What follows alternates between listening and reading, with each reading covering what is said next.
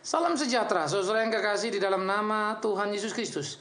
Kita akan mengakhiri bagian yang kita renungkan sepanjang bulan ini tentang mengatasi kekhawatiran. Sekarang kita akan berbicara bagaimana hidup tanpa kekhawatiran yang salah. Saudara-saudara, istilah kata kekhawatiran yang salah sengaja saya bikin untuk menunjukkan supaya jangan sampai kita salah paham atau kemudian kita menjadi orang-orang Kristen yang naif, tidak berpikir lalu bisa seperti kebiasaan banyak orang Kristen, bim salah bim semua beres gitu ya, nggak akan ada khawatir lagi, semua oke gitu. Nah, itu akhirnya hanya menciptakan kemunafikan karena ternyata dalam kehidupan semua terjadi. Tapi bagaimana memilah? Ini perlu. Nah, mari kita lihat sama-sama apa yang dikatakan Alkitab kepada kita untuk kita pelajari baik-baik. Matius 6 ayat 33. Matius 6 ayat 33 dikatakan begini, tetapi carilah dahulu kerajaan Allah dan kebenarannya, maka semuanya itu akan ditambahkan kepadamu. Cari dahulu kerajaan Allah dan kebenarannya, semuanya akan ditambahkan padamu. Itu Matius 6:33. Tapi dalam 1 Petrus, kemudian di dalam 1 Petrus pasal 5 ayat 7. 1 Petrus pasal 5 ayat 7 dikatakan, serahkanlah segala kekhawatiranmu kepadanya, sebab Ia yang memelihara kamu. Ya. Jadi perhatikan, serahkanlah segala kekhawatiranmu kepadanya, sebab Ia yang memelihara kamu. Saudara-saudaraku yang kekasih, di sini menjadi menarik bagian ini untuk kita lihat, apalagi ayat 8 kemudian diingatkan oleh Petrus, sadarlah dan berjaga-jagalah, lawanmu si iblis berjalan keliling sama seperti singa yang mengaum-ngaum dan mencari orang yang dapat ditelannya. Oke. Dia bisa menelan kamu sewaktu-waktu, karena itu berhati-hati lawan dia dengan imanmu. Nah, mari kita memikirkan bagian ini. Yang pertama, saudara yang kekasih, bagaimana sebetulnya kita bisa hidup tanpa kekhawatiran yang salah? Nah, ini perlu. Ya, karena pertama saya memakai istilah kekhawatiran yang salah tadi karena tidak mungkin manusia tidak khawatir. Karena Paulus sendiri pun pernah merasa khawatir terhadap sesuatu kalau kemudian kamu menjadi tidak setia. Iya dong, saya akan khawatir kalau kemudian anak saya tidak sungguh-sungguh beriman. Saya beriman, anak saya akan jadi orang baik. Tetapi kalau di dalam situasi kemudian dia menjadi bergaul dengan orang nakal misalnya, saya khawatir kalau sampai dia jatuh dalam dosa. Tetapi kekhawatiran itu benar kan? Harus malah. Tetapi saya bukan soal khawatir nanti kalau kemudian dia mati misalnya, atau dia sakit atau apa, itu bagian yang lebih grade rendah lagi. Kekhawatiran saya adalah bagaimana kalau dia terguncang dan jatuh dalam iman percaya. Nah, yang kedua tentu kalau ada sesuatu yang tidak baik pada dia. Ya, yang paling rendah kalau kita membayangkan sesuatu yang berlebihan terjadi pada dia. Nah, itu kan menjadi tidak baik. Ya, apalagi kalau kemudian karena kekhawatiran itu lalu saya menjadi histeris, makin tidak baik. Nah, oleh karena itu, bagaimana hidup tanpa kekhawatiran yang salah tadi? Itu sebab menjadi pokok pikiran kita. Khawatir itu pasti ada dalam hidup ini. Dan khawatir itu boleh menjadi sah kalau diarahkan kepada yang tepat. Kekhawatiran kalau kamu menjadi rubuh dalam keimananmu. Ya, jadi bukan kekhawatiran tentang saya, tetapi kekhawatiran saya tentang kamu, istilahnya begitu. Nah, Paulus punya perasaan yang sering kali diungkapkan kepada jemaat. Apa Paulus kurang beriman? Tidak. Paulus tahu imannya dan Paulus tahu urusannya. Urusan Paulus adalah berurusan dengan orang yang lainnya. Murid-murid atau orang-orang Kristen yang dia lihat pasang surut dalam keimanannya, sehingga selalu menimbulkan kekhawatiran kalau mereka berbelok, kan begitu. Nah, itu sesuatu yang normal, tetapi bukan tentang saya. Nah, oleh karena itu saudara-saudara yang kekasih di dalam nama Tuhan Yesus Kristus, kekhawatiran kita harus menjadi kekhawatiran yang mengarah kepada kesadaran diri. Kenapa kita bisa khawatir? Kita mau tidak mau pasti punya kekhawatiran karena kita manusia ciptaan yang terbatas, bukan? Kita bukan manusia yang tidak terbatas, sehingga kekhawatiran hanyalah ekspresi dalam keterbatasan kita. Tetapi dalam keterbatasan kita sebagai manusia, kita adalah manusia milik Kristus, bukan? Yang kita percaya Kristus pasti pelihara kita. Nah, makanya kekhawatiran kita bukan lagi menyangkut apa yang kita makan, minum, pakai, tetapi kekhawatiran kita adalah menyangkut bagaimana situasi di sekitar kita, termasuk diri kita, untuk tetap taat, tetap berjalan dalam kesucian, ketulusan. Sehingga kita menjadi sungguh-sungguh di dalam keberimanan kita. Nah, itu menjadi kekhawatiran yang penting. Karena itu, aspek pertama yang menjadi perlu adalah apa yang dikatakan Matius 6 ayat 33. Cari dahulu kerajaan Allah. Nah, saudara-saudara, kesalahan kita dalam hidup kita selalu mencari hal-hal yang bersifat sandang, pangan, papan tadi. Ya, yang karenanya Tuhan mengkritik orang-orang Israel karena hanya ribut soal isi perut, soal lapis badan, alias pakaian. Dia tidak mau kita terjebak di dalam perangkap yang salah, berkutat di sana, berputar-putar di sana. Karena itu tidak mencerminkan keunggulan, keimanan, kekristenan kita. Itu justru hanya menunjukkan kesamaan kita dengan dunia, dan itu menjadi sesuatu aib yang memalukan. Nah, oleh karena itu, tiap kita harusnya di dalam hidup kita jalani di dalam takut akan Tuhan, dan bagaimana kita memainkan hari-hari kita serius dengan sejalan dengan apa yang Tuhan mau, dan bagaimana kita mengatur segala sesuatunya untuk kemuliaan nama Tuhan kita. Jadi cari dahulu kerajaan Allah. Nah, itu yang menjadi penting. Oleh karena itulah saudara-saudara, mencari apa yang menjadi kehendak Allah di dalam kehidupan kita harus jadi bisnis utama kita. Semakin kita mengerti kehendak Allah karena pencarian kita, semakin kita pahami kehendak Allah karena pencarian kita, maka semakin kita kenali Dia. Dan kalau kita semakin mengenali Dia, semakin tenang hidup kita, semakin tenang batin kita, semakin tenang hari-hari kita. Nah, ini yang menjadi perlu. Nah, oleh karena itu, di dalam perjalanan kehidupan keberimanan kita mesti sungguh-sungguh melakukan apa yang menjadi kehendak Tuhan, dan kita mesti sungguh-sungguh berjalan di jalan yang Tuhan mau, supaya seluruh kehidupan kita itu menjadi kemuliaan bagi nama Tuhan. Nah, ini menjadi sesuatu yang perlu untuk kita kerjakan, saudaraku yang kekasih. Nah, oleh karena itulah ini menjadi bagian-bagian yang penting untuk kita pahami di dalam hari-hari kita, sehingga dengan demikian hidup kita selalu diwarnai, hidup kita selalu dipenuhi oleh kebenaran firman Tuhan, dan kita boleh dituntun, dibimbing oleh Tuhan dalam perjalanan kehidupan kita. Nah, ini perlu. Nah, jadi di dalam bagian-bagian seperti ini, bagaimana kita menumbuh kembangkan keimanan, kesungguhan kehidupan kita menjadi sebuah gairah yang penting dalam hari-hari kita, di dalam kita menjalani kehidupan kita dan apa yang menjadi kehendak Tuhan kita. Ini perlu. Nah, oleh karena itulah kegairahan saudara dan saya harusnya adalah terhadap kebenaran firman Tuhan. Dia akan cukupkan semuanya kok. Logika sederhananya begini, saudara. Kalau saudara mencari kerajaan Allah dan kebenarannya, artinya kan saudara mau mencari apa yang menjadi kebenaran dan melakukan. Nah, misal sederhana ini, saudara mau uang, saudara selalu berdoa minta uang, tapi saudara tidak perhatikan hidup saudara sebetulnya sesuai kehendak Tuhan nggak? Nah, gampang. Kalau saudara hidup sesuai kehendak Tuhan, mencari kerajaan Allah dan kebenarannya, ya, saya suka selalu bertanya di kantor-kantor dimanapun terhadap orang-orang Kristen, orang yang mau menyenangkan Tuhan itu rajin apa malas? Pasti dia rajin. Karena kalau malas kan Alkitab juga larang kan, belajar sama semut. Yang kedua, orang rajin pintar apa bodoh? Pasti dia pintar, tidak mungkin dia bodoh. Sekalipun perbedaan IQ tiap orang beda-beda, tetapi orang yang rajin dia akan pintar. Pintar paling tidak seturut atau maksimal sesuai dengan IQ yang dia punya. Yang ketiga, orang kalau sudah takut Tuhan jujur apa tidak? Pasti dia jujur. Maka akses yang keempat, orang takut Tuhan tanggung jawab apa tidak? Pasti dia tanggung jawab, karena takut Tuhan ingin memuliakan Tuhan. Dan itu adalah bisnis dia tiap hari, bagaimana menyenangkan Tuhan. Dan orang seperti ini, saudara, kalau dia bekerja kira-kira ya akan tahan banting atau cengeng, pasti dia tahan banting, karena dia tahu hidupnya akan dihiburkan, dikuatkan oleh Tuhan. Nah, kalau ada orang rajin, pintar, jujur, tanggung jawab, ya, dan tahan banting, kira-kira orang seperti ini kalau kerja berhasil apa tidak ya? Sederhana bukan? Pasti berhasil.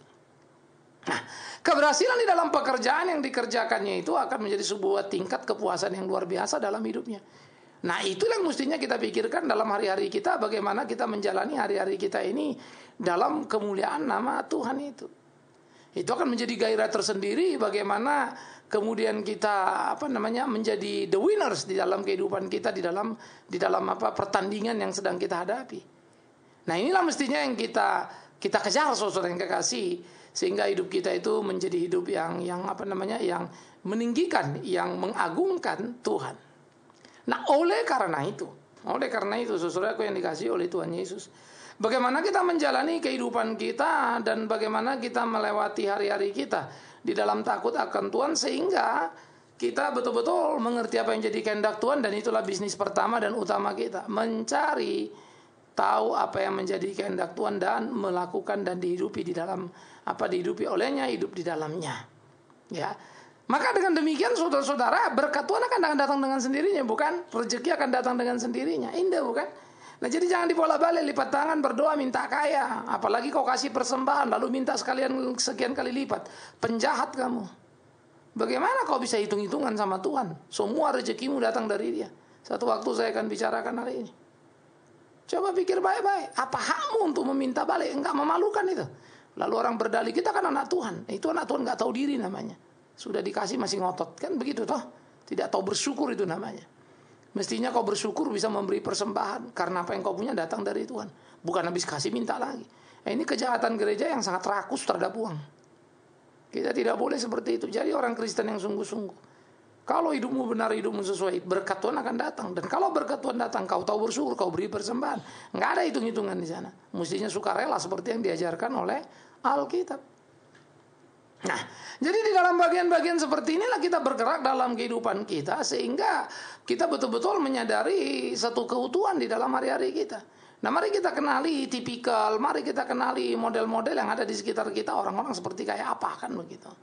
Supaya kita bisa belajar. Banyak orang sekarang merevisi doanya, seakan-akan doanya menjadi doa yang tidak lagi terlalu materialistis begitu ya. Tetapi sebetulnya gayanya hidupnya yang nggak berubah. Ya, inilah basa-basi perubahan namanya ya. Jadi kita juga harus hati-hati tidak terjebak. Pohon dikenal dari buahnya. Bukan sekedar statementnya, bukan sekedar pernyataannya. Nah, jadi ini menjadi modal pertama. Yang kedua, bagaimana kita bisa menjadi hidup tanpa kekhawatiran? Yang salah adalah pertama tadi kita mencari kehendak Tuhan. Kedua, kalaupun kita khawatir, itu haruslah khawatir dalam kerangka kehendak Tuhan itu sendiri. Artinya kita kan manusia terbatas, Tuhan mah tidak terbatas. Tuhan bisa apa saja, kita tidak, kan begitu toh. Jadi kalau kita kemudian mempunyai kekhawatiran, biarlah kekhawatiran jangan-jangan ada sebuah peristiwa kemudian kita tidak setia. Jangan-jangan orang yang saya bimbing ini kemudian jadi berbuat dosa. Nah, itu kekhawatiran yang membuat saya berjaga-jaga. Tapi bukan kekhawatiran yang membuat saya kemudian merenung, meninabobokan diri lalu diam di situ. Salah. Jadi kekhawatiran yang benar adalah kekhawatiran kalau saya tidak setia di dalam mengiring Tuhan, atau orang yang saya bimbing tidak setia. Nah, karena kekhawatiran itu, khawatir itu harus ditumbuh kembangkan, sehingga dengan begitu saya bertindak dengan benar, saya bertindak dengan jitu. Bagaimana? Supaya saya tidak jatuh. Maka saya makin giat lagi mencari kerajaan Allah dan kebenarannya tadi itu. Terus saya melatih diri saya hidup benar sesuai kehendak Tuhan itu. Terus saya melatih diri saya untuk jujur di hadapan Tuhan itu. Begitu, saudara. Sehingga aspek yang kedua menjadi sangat penting bagi kita. Kekhawatiran yang harus kita olah sedemikian rupa di dalam korelasi menjaga hubungan kita dengan Tuhan dan dalam kerangka menyenangkan hati Tuhan, bukan menyenangkan diri. Menyenangkan diri adalah sebuah kesalahan. Nah, jadi di dalam bagian-bagian seperti ini menjadi amat sangat menarik, saudara, kehidupan keimanan kita. Hidup iman kita itu akan menjadi hidup iman yang bermutu. Hidup keimanan kita itu akan menjadi kemuliaan yang luar biasa. Nah, ini yang saudara-saudara mesti jalani di dalam keseharian kehidupan kita. Sehingga dengan demikian marilah kita khawatir kalau kita ini jalannya bengkok. Tetapi tidak berhenti. Dengan demikian hati-hatilah kau berjalan supaya jangan bengkok. Kan begitu. Ya, kadang-kadang orang terlalu overacting, saya bilang ya. Saya begini, saya dekat Tuhan, saya begini. Padahal kehidupannya sama sekali tidak mencerminkan apa yang dikatakannya. Sepertinya dia berdua sama Tuhan itu dekatnya setengah mati, tapi kelakuan hidupnya kok jauh amat. Ya, kita kadang-kadang melihat banyak sekali kejutan-kejutan dalam hidup orang Kristen. Karena terlalu banyak dengan pernyataan tetapi tidak dalam perbuatan. Terlalu banyak khotbah yang bagus-bagus, yang enak didengar, tetapi tidak sesuai dengan kehidupan. Ya, orang yang berkhotbahnya atau kemudian menjadi sangat berbeda dengan hari-harinya. Nah, ini penting untuk kita cermati dengan serius supaya kita bisa melihat, kita bisa mengukur mana yang seharusnya benar dan tidak. Jadi kembali lagi dulu, bagaimana kita belajar khawatir terhadap hal yang menjaga hubungan kita dengan Tuhan, tetapi khawatir yang tidak membuat kita diam, tetapi justru berjaga-jaga. Nah, ini yang perlu. Nah, oleh karena itulah saudara yang kekasih, pertarungan dalam kehidupan kita itu kan makin sengit, ya, makin spesifik. Karena dalam rangka ingin dekat dengan Tuhan. Dan jangan lupa, kekhawatiran hal yang normal karena bagian daripada kemanusiaan yang terbatas ini. Saudara ingat, ketika Tuhan Yesus berkata bahwa kalian, yaitu murid-muridnya, akan tergoncang. Tapi Petrus bilang apa? Guru, Orang lain boleh tergoncang, aku tidak akan. Sekali-kali tidak. Kalimat Petrus begitu heroiknya. Tapi apa yang terjadi, saudara? Apa yang terjadi? Sederhana saja. Di dalam heroiknya kalimat Petrus itu ternyata dia harus menelan ludahnya. Karena ternyata Petrus menyangkal Yesus. Jelas bukan? Nah sekarang mari kita kembali untuk memahami lagi atau menyadari lagi atau mengerti lagi. Di dalam kehidupan kita mengiring Tuhan tadi itu, bagaimana kemudian hari-hari itu menjadi hari-hari yang tidak sederhana. Apalagi yang terjadi saudaraku. Nah yang berikut aspek yang ketiga yang perlu untuk kita jaga di dalam pergumulan kehidupan kita adalah bagaimana kita hidup melayani Tuhan atau bagaimana kita hidup melakukan kehendak Tuhan. Nah aspek yang ketiga yang perlu kita lakukan adalah serahkanlah segala khawatirmu kepada Dia. Wah ini saya suka. Artinya begini, ketika kekhawatiran datang dalam rasa kemanusiaan, ingat kekhawatiran yang seharusnya itu kan khawatir tentang kesetiaan hubungan kita dengan Tuhan. Tetapi kan kadang-kadang khawatir kalau nggak punya uang, khawatir nanti kalau gini kalau gitu kan selalu juga muncul, toh. Nah itu yang dengan segera jangan sampai kita terjebak di situ, maka kita harus belajar dikatakan serahkanlah segala kekhawatiran pada Tuhan. Apa? Caranya bagaimana? Ini Tuhanku serahkan kekhawatiranku. Nah itu tidak berbentuk pasif seperti itu. Itu harusnya bersifat aktif. Menyerahkan kepada Tuhan adalah dengan tidak diam di situ, tidak tenggelam di situ, tapi terus melakukan pencarian akan kebenaran kehendak Allah, melakukan tiap kehendak Allah. Jadi bukan berhenti diam merenung dan berpikir kapan itu selesai, tetapi dengan aktif selalu hidup dalam kebenaran Allah, sehingga kemudian saudara dikuatkan dan itu bisa dilewati dan saudara kuat menanggungnya tanpa harus terjatuh di dalamnya. Karena apa? Jangan lupa, ketika saudara digoda dengan kekhawatiran tentang sandang, pangan, papan, ya, tentang uang itu, jangan lupa di situ iblis sedang berputar-putar untuk siap menerkam saudara. Kekhawatiran adalah pintu yang paling efektif buat setan masuk. Kekhawatiran bisa membuat saudara takut dan takut membuat saudara salah bertindak. Setan akan terus menakut-nakuti saudara dengan fakta hidup yang memang faktual, yang dengan mata telanjang bisa kita lihat hidup ini susahnya luar biasa. Tetapi tidakkah cukup juga kesaksian iman bagi kita bagaimana orang-orang beriman bisa melewati persoalan-persoalan yang mereka hadapi. Jadi kita juga harus belajar, bukan? Sehingga kita tidak bisa belajar satu sisi, tapi kita harus belajar dua sisi. Sehingga dengan demikian kita seimbang memahami pergumulan kehidupan ini. Kita seimbang menjalani hari-hari kita, dan kita seimbang bagaimana memenangkan pertempuran kita. Saudara-saudaraku yang dikasihi oleh Tuhan, alangkah amat sangat indahnya kalau hidup kita seperti itu, bukan? Nah, satu pengalaman memenangkan diri dari kekhawatiran akan menjadi pengalaman berharga yang terus mengikuti dalam jalan kehidupan kita. Karena itu jadilah the winners, jadilah pemenang, bukan jadi pecundang. Jalanilah hari-harimu, ya, jangan tenggelam dalam kekhawatiran. Kekhawatiran pasti ada, tapi lewatilah di dalam takut akan Tuhan. Bukan pasif, tapi bertindak dalam kehidupan, ya, sehingga dengan demikian kita betul-betul unggul dalam hari-hari kita. Saya tiap kali kalau menceritakan bagaimana perjalanan hidup saya selalu kan berkata kayak dongeng saja. Nah, itu bahasa saya yang paling tepat menggambarkan apa yang saya jalani. Saya bisa berkata betapa baiknya Tuhan. Ya, seringkali sebetulnya ada rasa penyesalan dan muncul kekhawatiran ketika saya memilih beberapa pelayanan yang kemudian tidak mendatangkan uang. Sudah tidak mendatangkan uang, menghabiskan banyak waktu saya. Padahal waktu yang saya habiskan itu bisa saya pakai untuk waktu khotbah kemana-mana, dan khotbah sama dengan amplop, bukan? Ya, sehingga seringkali kalau kita pikir saya kadang-kadang suka bertanya pada diri saya kalau saya banyak pelayanan, Pak Bingman banyak sekali pelayanan luar biasa, pelayanan ke sana kemari. Lalu saya segera evaluasi diri saya. Ya, kelihatannya saya hebat pelayanan sana sini, khotbah sana sini. Tetapi apa bedanya saya dengan orang-orang lain yang sedang cari makan, cari uang? Toh saya cuma makan ya dari khotbah-khotbah kan gitu toh. Akhirnya nggak ada satupun saya kerja atau khotbah atau melayani yang tidak mendatangkan uang. Nah, kalau gitu sebetulnya saya khotbah untuk Tuhan apa untuk uang? Nah, itu kan pertanyaan serius. Ketika saya memilih beberapa hal oleh karena kemurahan Tuhan, sehingga saya mengerjakan banyak pelayanan yang menghabiskan separuh dari waktu saya dan itu tidak mendatangkan uang, dan waktu saya yang habis itu akhirnya yang jadi uang jadi nggak jadi uang, kan begitu kan? Uang berkurang, yang mesti datang malah nggak datang. Ya. Tetapi saya lihat bagaimana Tuhan pelihara hidup saya. Kadang-kadang saya khawatir, yes. Tapi kemudian saya malu dan saya harus berkata, Tuhan baik, aku yang payah. Tuhan itu luar biasa. Ya, sehingga saya makin hari makin merenung dan makin berpikir lalu berkata, Tuhan terima kasih.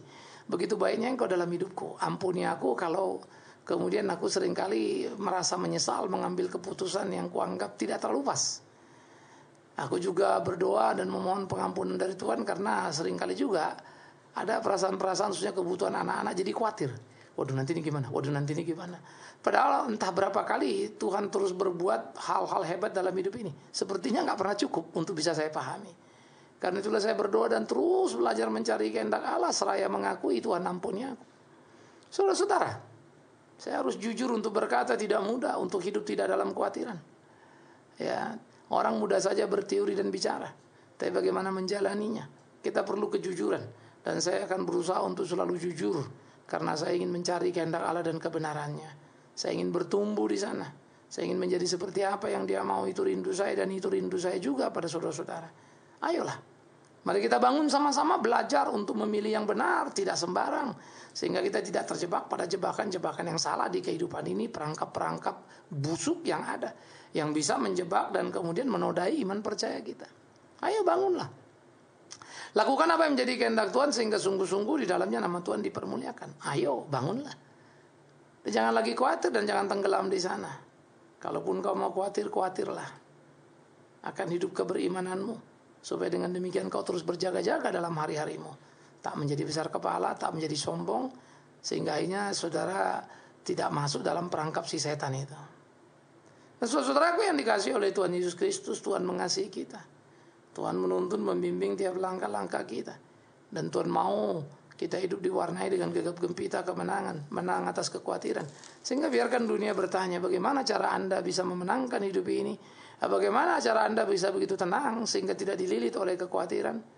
Dan saudara dan saya sebagai orang Kristen punya jawabannya. Selamat hidup tanpa kekhawatiran yang salah. Tapi biarkanlah engkau terus bergumul untuk makin setia. Tuhan menolong saudara. Tuhan memberkati saudara. Amin. Mari kita berdoa. Kami bersyukur, kami berterima kasih ya Tuhan untuk cinta kasih-Mu dalam hidup kami. Syukur dan terima kasih kalau pada kami diberikan firman hidup yang membimbing, menuntun tiap langkah-langkah kami. Ajar-ajari kami hidup sesuai kehendak-Mu, melakukan apa yang Tuhan mau, sehingga kami tidak hidup dalam jalan yang salah, tetapi sungguh-sungguh bisa hidup dalam kebenaran Tuhan yang luar biasa itu. Kami serahkan hidup kami, tiap langkah kami, jadikan kami laskar-Mu yang tangguh. Terima kasih Bapa di dalam surga, ini kami, jadikan kami anak-anak-Mu yang tidak terjebak dalam kekhawatiran, apalagi terhukum, terkurung di sana. Kuatkan kami di dalam nama Tuhan Yesus Kristus kami berdoa. Amin.